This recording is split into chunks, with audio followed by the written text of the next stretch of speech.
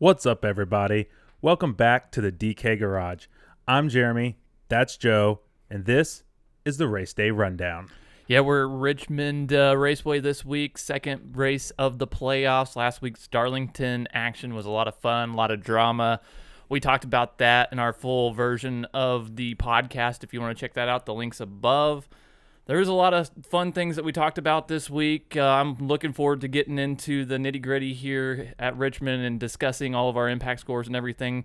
But if you want to get in on the DraftKings action with us, we've got a free weekly contest. Drop your DK tag below in the comments, and we'll send you an invite, and you'll be on the weekly invite list. So make sure you take advantage of that and get in on the action early. But yeah, Jeremy, there's a lot of things we can talk about in this race preview. There are 300 miles at this event, and that will encompass 400 laps.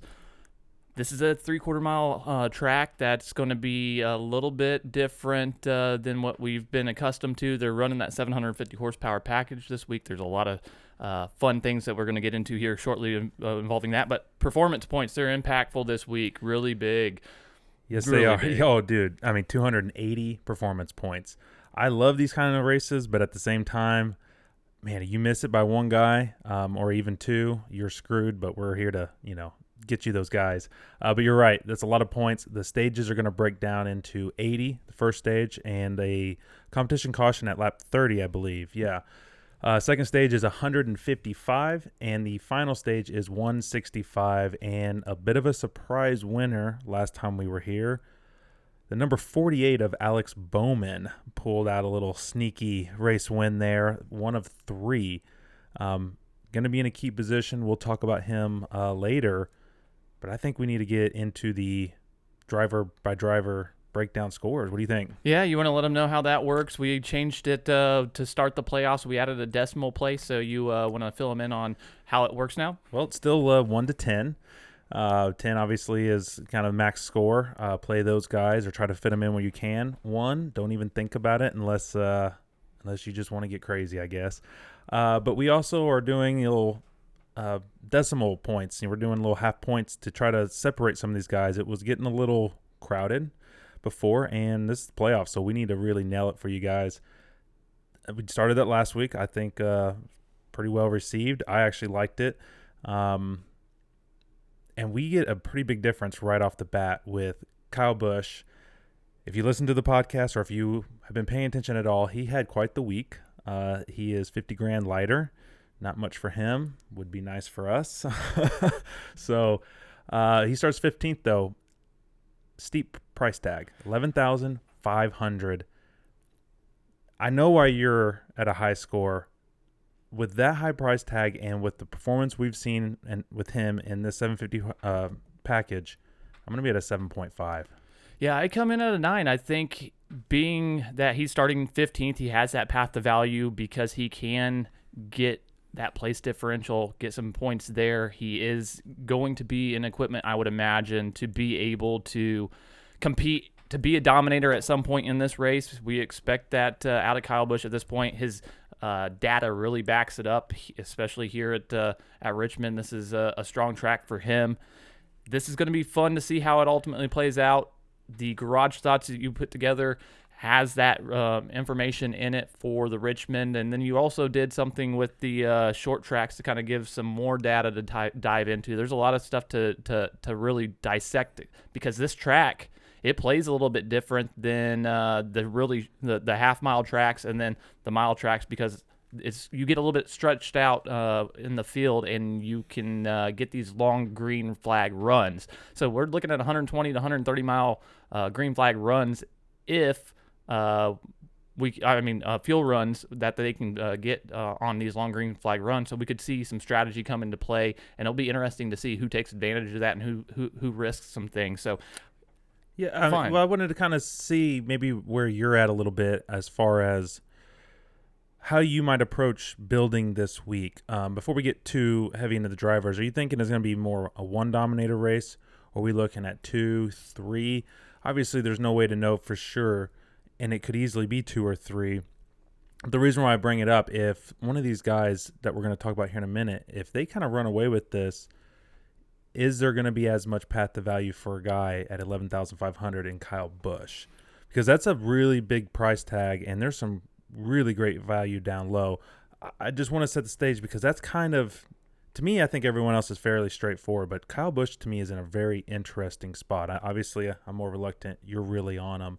Are you expecting Kyle Busch to actually get out front and lead, or are you thinking more fastest laps and place differential? I think being that he's starting 14th, he obviously has that place differential, which is key. I also do think that he is able to have enough speed, and we've seen it before here, specifically at Richmond, be able to lead a lot of laps. And we've seen also there's a lot of value spread throughout this field. I don't know if you want to go heavy because I think there are going to be multiple dominators in this race. If you want to spend as high as of a price tag on Kyle Busch this week because there is so much value spread out. But he can have a huge impact on this race starting as far back. And the only other reason why I think I'm thinking they're going to be maybe slightly more conservative. They are currently 2 points out of advancing to the next round, and they were sitting pretty nice before Darlington. Do you think they take that big swing and really go for it to really pay off like what you're saying, or do you think they're like, hey, let's get to a track we know we're good at, Bristol. We know we have the potential to win there, but if we can get a good top finish here, there's not as much pressure at Bristol where obviously it can get kind of chaotic. I know we're kind of spending a little bit of extra time on Kyle, but I feel like he's kind of that real key pivotal guy. Do you think that this playoff situation that they're in is going to really dictate, I guess not dictate, but really influence how that team calls this race that might affect how it works out for you? It very could well factor into it. I'm looking at them really to try to get stage points, and at that point, you're looking at having decent value because he's got to pass cars to continue to stay up there. If he's trying to stay towards the front to continue to pick up any advantage he can on a playoff push, we could see that, and it could be huge in a DraftKings environment. It'll be fun to see how it ultimately plays out. But like I said, there are a lot of other players because Chase Elliott is almost in the exact same position. He's next, 11-2, starting 13th. I've given him a score of a 9 because I think those two guys are really in similar spots. And to me, I think they're pretty much the identical play. I'm at an 8.5, a little less than you. He's certainly one of my favorite plays this week. But to be honest, I'm probably not quite as high as I need to be because I am a little worried about his teammate who's next on the salary board at 11,000, Kyle Larson. He starts first. I don't know if Kyle Larson's really going to ultimately win this race, but to lead a lot of laps, I think he can do that. And if he and a few of these other guys like a Hamlin, Truex, someone like that, even Logano, if they get some laps led, that will also really hurt Chase's chance to really be optimal. You know, he might be good for cash, a nice safe play for cash. I think he's got top 5 upside for sure. But when you're talking about some of these GPP things, different plays, we know there's a lot of value that we're about to get into down on the slate. So that's where I'm at with Kyle Larson. I'm going to give him a 9 for basically everything I just said. I think he's going to get out front. I think he's going to lead probably all 30 laps until the competition caution, probably comes out first, and someone's going to have to pass him on the track. I'm at a 7.5. I think some of the data we went through in the garage thoughts and overall, this isn't his best track. He said he's not. This isn't a track that he's great at. We saw earlier in the season he didn't have a strong performance. I'm looking at him maybe not to have a strong week this week. Starting on the pole, he has a great opportunity to be a dominator, so I see where you're coming from. Joey Logano is somebody I'm really interested to see where we fall on. 10-7, starting 6th. He's been strong in the 750 equipment, not as strong here recently. Darlington was an interesting race for him. I came in with a little bit higher score, it looks like, than you at a 8.5. You're at a 7. I did give him a 7. This is a pretty good track for both Logano and Brad. I could see this working out, but there's some guys right below Joey that I feel are just going to be a little bit stronger here. So I will find ways to get some exposure to Logano. I don't really disagree with your score, but for me, I think his path to value is much more difficult because he's got to get around a couple of Joe Gibbs guys. and they are up next with Denny Hamlin, 10-4, starts second. He won last week. I gave him a 9. I see you also like him. Where are you at with Hamlin going back to back? You think he can pull this off?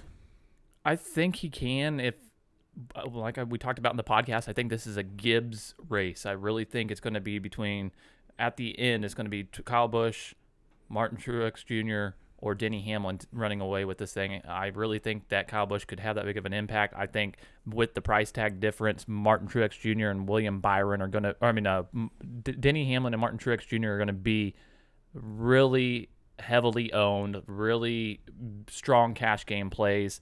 And honestly, they're really the same interchangeable play for me at this point. They're really strong, and I really do think that Denny Hamlin has a great shot to come and back up that win at Darlington. Well, you mentioned they were kind of the same plays. Martin Truex, he's 10-2. He starts third. Didn't quite do what we was hoping he would do at Darlington. Had he had some more laps, got a restart, I think he could have won that race. Just didn't get the laps led that we were looking for. He can do it here. I'm a little higher on him than Hamlin. I'm at a 9.5. I know we're both at 9.5. I believe he's one of our highest rated drivers overall. It is risky. Third, a lot can go wrong. But I think Truex is in a nice spot here. And I'm going with what you've been saying for a long time. Is this a playoff track? Well, guess what, Joe? This is a playoff track. You've been on. He's one of your favorites to win the championship. I know he's not the favorite, but this is prime Truex time right here. If he's going to do anything big in the playoffs, he's got to start here. He really does, and I think this is where he really gets a leg up on Denny Hamlin this week and starts to make a strong playoff push because he's really got a lot of good data here. In the last 6 races, he's got 5 top 5s, and his average finish is 4th. So he's really, really good. Mm-hmm. I really am looking for him and that team to come out and really make an impact this week. That's why I'm at a 9.5. So William Byron is up next. First guy below 10,000 that we get to talk about. He's at 9,900, 14th. Rough week last week.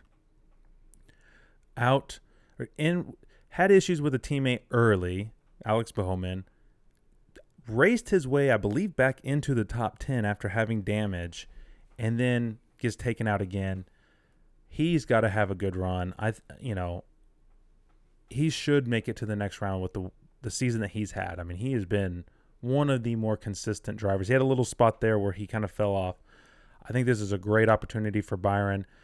He's got some stiff competition as far as DraftKings around in this area, so I got to give him an 8.5, but I really like him this week, and I may even find some ways to take advantage of him in other game plays that we have a video out for Price Picks. Yeah, it's going to be fun to see where I land on William Byron ultimately whenever I'm building these lineups because he's in a great spot with place differential. I've given him an 8 because I see that he could have a strong impact, but I'm going to wonder if that team is really, until I see some more consistency here as of late, I haven't seen that. I really want to be a little bit cautious, but at the same time, I'm strong in the way that he is approaching this. I've really heard some good things throughout this week and where his mind is. I think this is a spot where you could hammer home some value with him. So that's why I'm at an 8.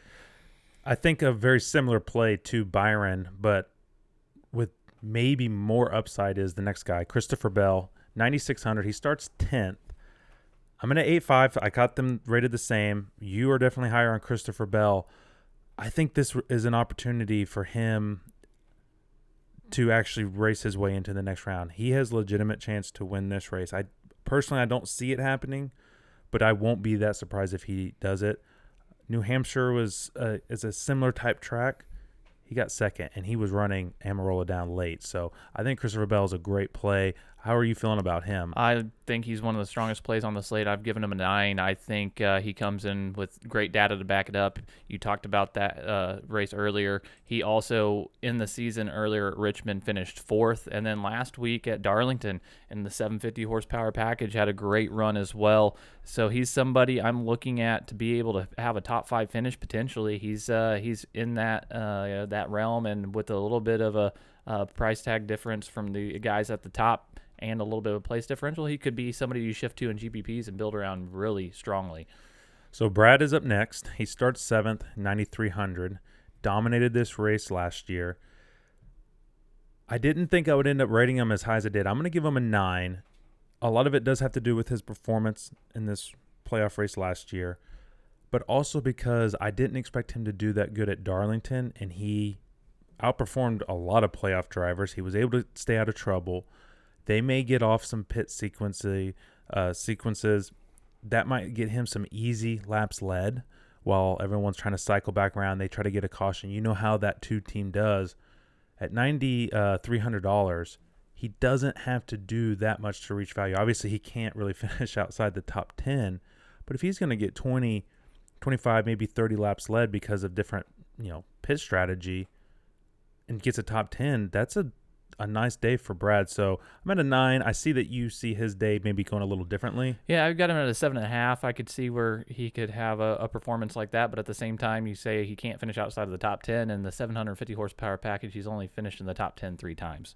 14 or 15 races at this point that we've got. So that is something that's a little bit concerning to me. That's why I've given him a little bit of a lower score, because I think there's other plays out there, especially with as much value that there is to be had this week. Come on, Brad. Don't let me down this week. Someone who's been letting down a lot of us most of the year is the next guy up on the list, Kevin Harvick, 9,100. He starts 5th. Showed some real good flashes, though, at Darlington. I'm going to give him an 8. Again, he doesn't have to do too much, and if he can get a little bit of that same Darlington magic going again, this could turn into a Kevin Harvick type race. And if you don't have any exposure, you could regret it. So I think you got to respect Harvick just a little bit here. Yeah, I think he's in an interesting position, and I kind of lean where you're at. I think you want some exposure to him, but I'm at a 7.5. I don't feel like he's going to have a huge impact, but he could have a pretty solid race. I'm looking at the previous race winner from earlier in the year, Alex Bowman, next on the salary board, 8,900, starting 12th, to have more of an impact. That's why I've given him an 8. I think he's in the pretty much typical Alex Bowman situation that we continue to find ourselves in. Last week I said he was going to be a wild card and either finish really high in the optimal or crash out and finish in the mid-20s, and that's what ended up happening a couple laps down. I think he's in a very similar spot here. We'll see what happens. Yeah, but with having such a bad race, that team they got to be dialed in. If they're going to do anything, they've got to be dialed in. But it's Alex Bowman, and exactly what you just said, it's kind of almost 50-50 with that team. I'm going to give him an 8.5, a little bit higher score than you because of the win earlier. They got to feel like they got some confidence there. And they may not get the win, but just the fact that if he can finish inside the top 5, and if Hendrick shows up, Hendrick as a whole, other than Kyle Larson, they did not have a good race last week. Got to imagine they're going to be really trying to come into this Richmond race strong. They do not want to be one of the 4 best drivers almost all year and only 1 advance out of this round. That can't happen for Hendrick. So for me, I like Bowman here, but I will be cautious, just like you said. So the next guy is Ryan Blaney. He's actually the red flag in our driver spotlight this week in our race guide. So him and actually the next driver, he's the green flag. So we've got a list of flags that really it's another way for you to view the content. That's down below in the race guide if you want to check it out. But Ryan Blaney, 8,600, starting 8th. I've given him a 7. A lot of the data that we looked at this week is why we gave him the red flag. It's not very strong here. He's admitted this is a track he's not too strong at, but he's been strong here recently, especially at the start of the playoffs or to get into the playoffs. That nice push. Where did you land? I'm at a 6. I feel exactly the same way what you said, but more so. Not a good track for him. Struggled on tracks similar to this. Also, this is a little concerning for Logano and Brad, which we've already talked about. We didn't mention it for them, but Blaney had issues last week because of brakes, which has haunted Penske several times this year. You would think by now they'd get that fixed. I'm going to kind of bank on it with some of Logano and Brad, but Blaney's just in this situation. I know he's only 86. He starts 8th. There should be some upside there, but I don't see much, and I think you should be probably pretty cautious this week. So, yeah, 6 for me. Very different story for Austin Dillon, though. Yeah, Austin Dillon, 8,400 starting 19th. He's the green flag in our race guide. If you want to go check that out and check out all the other green flags and all the other impact scores for all the drivers that we talked about. But Austin Dillon, 8,400 starting 19th. I think he's going to have a big impact on the race starting there. He's got a strong path to value. This is one of his better tracks. I've given him an 8.5 because the data supports it as well. I'm at an 8, and I was just thinking while you were saying that, if Austin Dillon had just been able to make the playoffs, he would be on a tear right now. He looked so good last week. Great track for him. He could have been a legit threat to make a deep playoff run the way these rounds laid out. I'm not an Austin Dillon fan, but I kind of wish we would have got that this year because it would have been pretty wild to watch. But yeah, I'm at an 8 on the old Austin Dillon. Kurt Busch, 7,700 starting 4th. He is someone to watch, I think, this week. He's been really, really strong, but this is not a very good track for him. In the last 6 races, he has 0 top 10s. I've given him a score of 7 because of that, but I really was almost about to go higher because of how strong they've been lately, but I had to tap the brakes and I'm at a 7. Yeah, I really struggled with Kurt Busch this week, rating him because what you just said, I mean, he has struggled here. And with starting 4th and so many good drivers behind him, it's like, well, there's not a lot of PD upside. But also, he didn't look to be in a great position last week, and he really performed strong most of the race and came into this playoffs really hot. His teammate for a while, Ross Chastain, almost looked like he was going to win the 500 last week. If they can give that same sort of thing to Kurt Busch this week, I don't know if he gets the win, but at $7,700, he can also pick up some cheap laps led doing pit cycling. He's a guy that they may do some different strategy on. Especially, you got to think, especially if they got some of these really good drivers, if they can potentially trap them a lap down in a playoff race.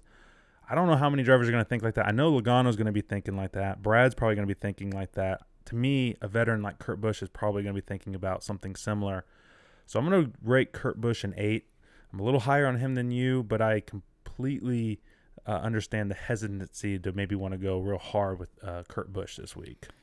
Eric Almirola, 7,500 starting 9th. Interesting play this week. We started diving into it. He's got a lot of strong data on this here at Richmond and then these style of tracks. He's a strong performer.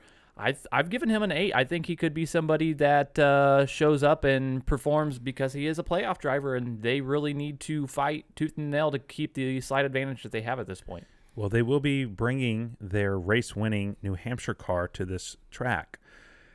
So they're going to have confidence going in. This is a good track for Almirola. One of his better tracks, better non-super speedway tracks. I personally don't have him advancing out of this round. I thought he would have struggled more at Darlington. Actually, he did struggle at Darlington. It was just so many other drivers did worse that he's now above the cut line with a chance to win at a solid track for him. This is dangerous for some of these guys who are below the cut line. Eric Almirola has a legit chance to win this race. Personally, I don't see that happening, but I think from a DK perspective, he's got a lot of upside there. I'm going to give him an 8.5 this week. That is a good play because I think he's going to be someone that could be a difference maker. Ross Chastain, Kurt Busch's teammate, you just got done talking about how strong he was at Darlington. 7,200 is his price tag, starting 17th. I've given him a 7. I think he could have a solid impact on this race, but at the same time, is he going to be able to survive this entire event? Oh, and we see these long green runs. Is he going to be able to have those strong pit cycles, or is he going to have a speeding penalty that we've seen before from him? It's going to be interesting to see what we get from Ross Chastain this week. I'm excited to play Chastain and also nervous because we know how aggressive he can be. And with that performance last week, he might be even more confident and make a slight more of an error maybe. I don't know. But I'm going to give Chastain an 8. He's not too expensive. He's got PD upside. He's been really strong in 750s just overall. I like Chastain here. I also like the next guy, Chris Buescher, 7,000. He starts 18th. I mean, these guys are very similar plays. Chastain had a better result.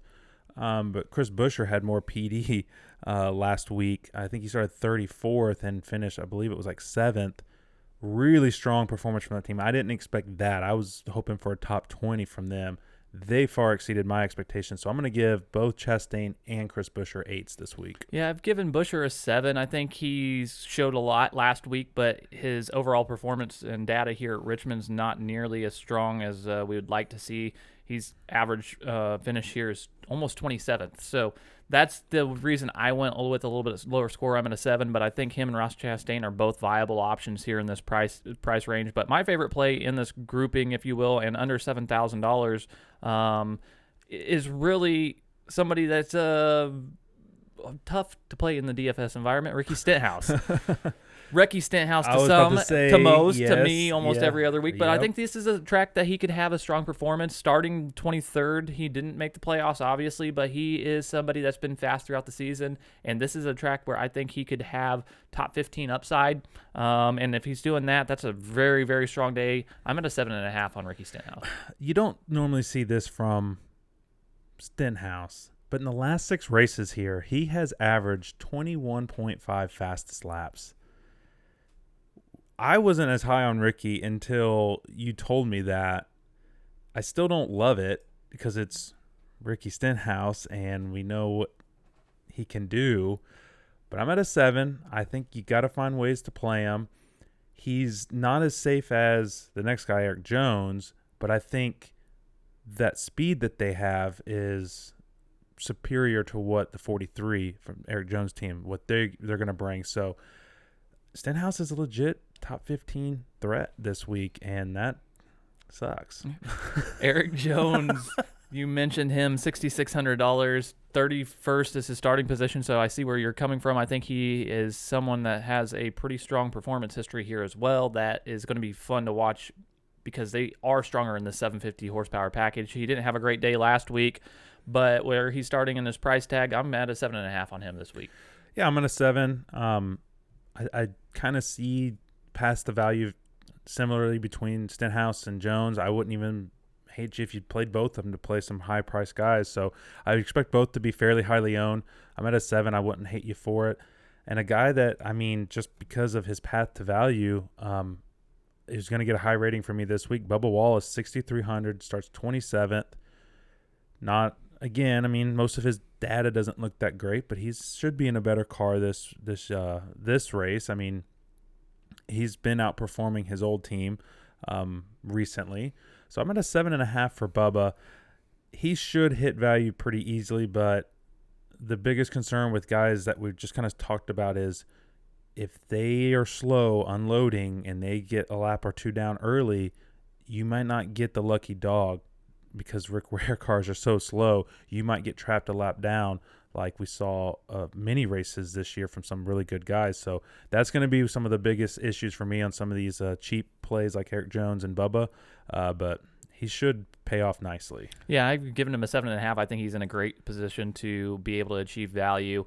Richmond's not his best track, but I think he's got some ability to get some really strong finishes out of this equipment if everything goes well and if he doesn't get into the situation being a lap down or two. I think he is someone to take into consideration. Somebody else in this price range that you might want to look at is Ryan Newman. He's $6,000 this week. I'm at a 6 because I think he offers being able to stack some of those guys in the higher price range with some experience, but it's Ryan Newman. It's hard to be able to know where you're going to get. He has all the top 10 upside every week, but we see where he finishes most weeks. Yeah, and we don't even need him to finish top 10. If he can just touch the top 15, that would be really nice from someone 6,000 with the top 10 upside that you said. So I'm at a 6.5 because he's just so inconsistent. We don't know what we're going to get out of that team, but his teammate Chris Buescher looked really good last week. So if they kind of roll in the same thing, kind of like Newmanator here, Rocket Man, and there's not very many guys left on the salary board that interest me. One that I think I may have a little bit exposure to is Anthony Alfredo. He starts 30th. He's 5,600. Again, if they're slow off the bat, they have to do an early pit stop and get down laps early. That's really going to kill his upside. But 56, you don't have to do that much, to pay that off. I'm going to give him a 6. Yeah, I've given him a 5. I think he's in an interesting place because he could achieve value, but I think where I would feel more comfortable landing is with Corey Lejoy this week. He is starting 25th, 5,500. I've given him a score of 7, which is 2 above Anthony Alfredo, where I landed on him at a 5. I think Corey Lejoy has been way more consistent here as of late. He's had a strong finish here at Richmond earlier in the year at 21st. So if we're looking at him to get a top 20, that's 5X easily. I think he is really strong consideration this week in most environments. I'm going to give the number 7 of Corey Lejoy a impact score of 7. I'm right there with you. Dude, he was legit running in the top 10. It wasn't pit strategy or anything. Like, he raced his way up there, and then I think they had either it was a slow pit stop or maybe it was a penalty. I don't remember what happened late in the race. He still got 15th, but man, he was running so good. It was so nice to see that from that team. Starting 25th, he could easily crack that top 15 again, and that's going to be more than enough to help you win your tournaments and your cash plays. Yeah, and if you're curious to see where we landed on any of the other drivers, go check out the race guide. That link's below. It's a part of our Patreon, and then we have exclusive content there for you to take part of. There are plenty of discounted rates that are still available if you want to get in on the action early. This has been fun. I'm excited to be back in studio on doing the race day rundown. Last week's race day rundown was our highest viewed video of all time, so thank you very much for making that happen. We really appreciate the support there. If you like what you see, please hit that subscribe button. It helps us out, and it's something that we enjoy, and we know that we're producing content relative to what you're looking for. If you didn't like what you saw, if you want to see something different, we take those comments and we really do apply what you have to say. If you liked what you see, definitely let us know. That's even better. But yeah, we've got a lot of things that we're looking forward to here with the playoffs. This is one of those steps to it. Is there anything that you want to kind of wrap up this episode with? Who locks themselves into the next round of this race? Who's your pick? I'm going Kyle Busch. I really think he's going to be surprisingly strong. You think he's going to win this race? I really do. Because he won't lock himself in on points, obviously. No, so the easy answer is going to be Kyle Larson because he could lock himself in on points. Yep. I'm probably going to regret this. I'm going to go 19. I think they're going to win. Huh? I think they're going to pull it out. I think this is the race to do it. And the 48 will probably spoil that. So here we are. Yeah, this is fun, man. I really enjoy doing this with you. It's a lot of work, but it really does pay off. So that's all I got, man. Anything last word for you? Yeah, it's just the playoffs. I'm excited to see who ultimately prevails. We'll see which Gibbs teammate ultimately wins because it could be Denny Hamlin. But it's been fun. Bill. We'll see. I'm Joe. That's Jeremy, and we'll see you next time.